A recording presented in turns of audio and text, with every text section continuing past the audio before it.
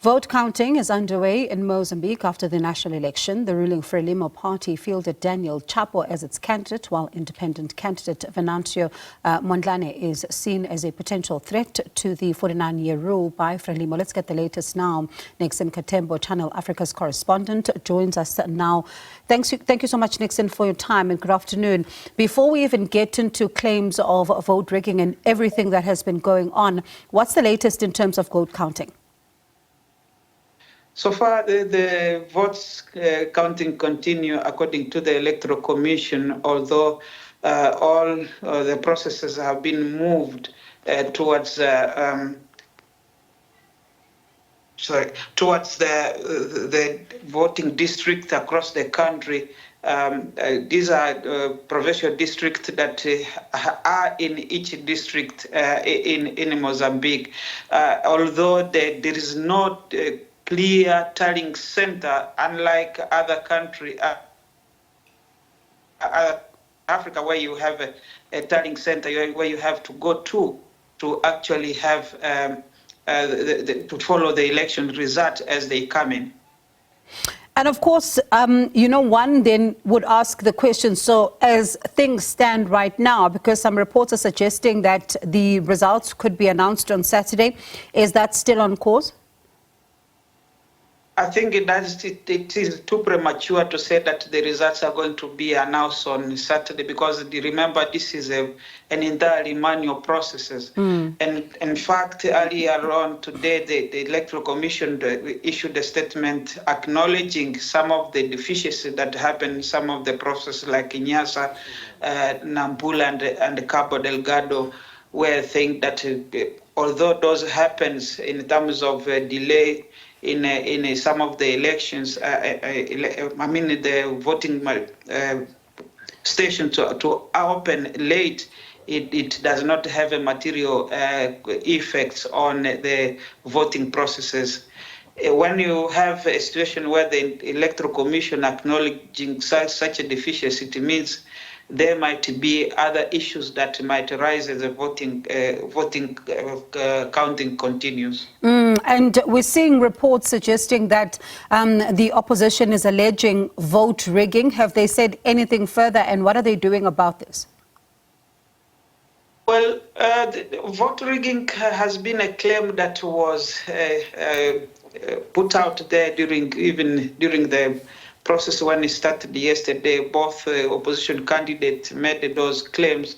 However, there has not been a substantive approach to tackle the issue, whether they are going to court or issue a statement to say that they have evidence to suggest or to support the claim that have been done.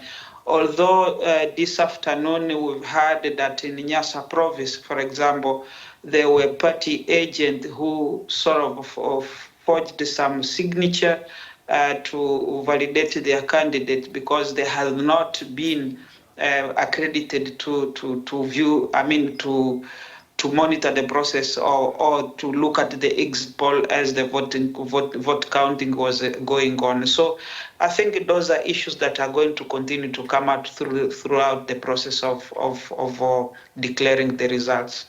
And of course, looking ahead to after the election results are then announced and the country then prepares itself for either a new chapter or more of the same. But how important will it be for whoever takes over the reins to address the issue of, the instability that is in the Cabo Delgado province?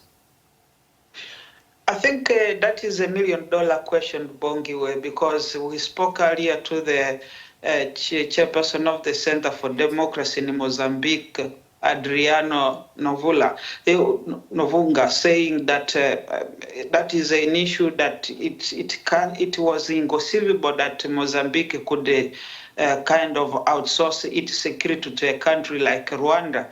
So one wonder if there are these sentiments, how they are going to deal. Of course, it was part of the campaign trail among the opposition leaders, especially the leader of Renamo Usufo Mamadu, declaring that as a former military leader of the Renamo Armed Wing, he will tackle the issue of Cabo Delgado. But it seems the continuation of policy in terms of security is going to continue, because earlier this year, around June, there was a report of a secret meeting between the Frelimo candidate Daniel Chapo with the President Paul Kagame in Kigali.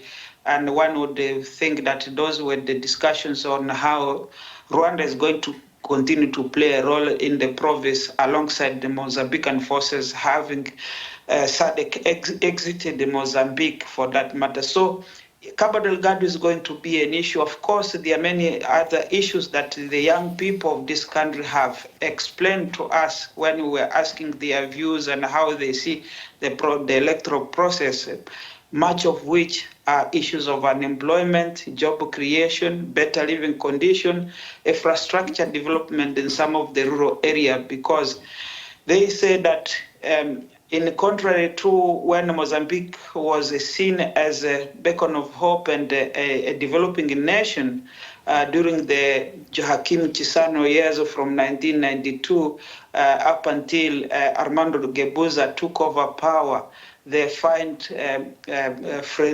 President Filipe Nyusi's legacy wanting in that regard, that Mozambique now is among the 5 poorest nations in the world index. And of course, it's going to be quite, the focus there, as you say. I mean, a number of even young people that some of our colleagues were speaking to in Limpopo, even talking about the issue of water, saying that for them that is top of mind, and they would really want to see an improvement in that area. Nixon, thank you so much. Appreciate your time. That is Nixon Katembo, Channel Africa correspondent.